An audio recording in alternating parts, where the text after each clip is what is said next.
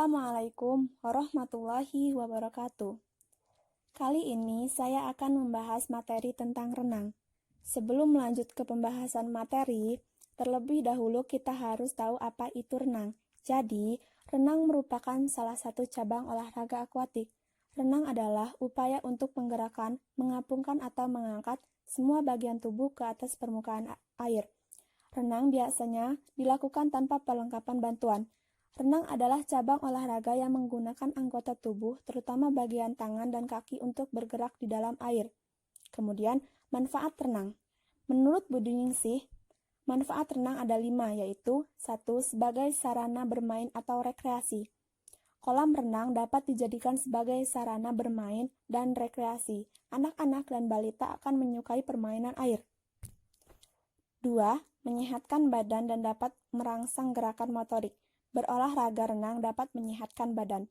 Bagi balita dan anak-anak, otot-ototnya akan berkembang, persendian dapat tumbuh optimal, tubuh menjadi lentur, dan pertumbuhan badan meningkat. Ketiga, dapat menghilangkan rasa takut pada air. Dengan berolahraga renang, dapat menghilangkan rasa takut pada air. Keempat, meningkatkan keberanian, percaya diri, dan mengasah kemandirian.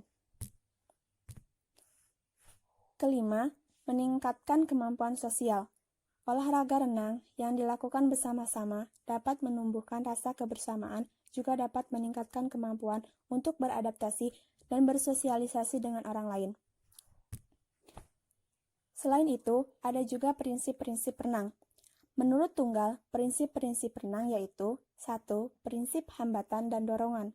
Kedua, prinsip keteraturan dalam penggunaan dorongan atau kontinuitas gerakan.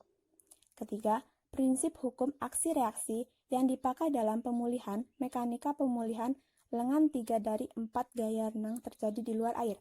Keempat, prinsip memindahkan momentum. Sangatlah mudah memindahkan momentum dari suatu bagian tubuh ke bagian tubuh yang lain. Selain itu, kita juga harus mengetahui macam-macam gaya renang. Menurut Budi Ningsih, ada 4 gaya dalam olahraga renang, yaitu 1. Renang gaya bebas. Renang gaya bebas adalah gerakan yang dilakukan dengan cara menelungkupkan badan, di mana tangan dan kaki melakukan tarikan dan dorongan dan tendangan air. Pada gaya bebas, tubuh berada pada posisi datar di atas air dan bahu agak ke belakang, sementara kaki berada beberapa inci di bawah permukaan air. Selain itu, hal yang perlu diperhatikan adalah mempertahankan wajah dan pandangan mata ke depan.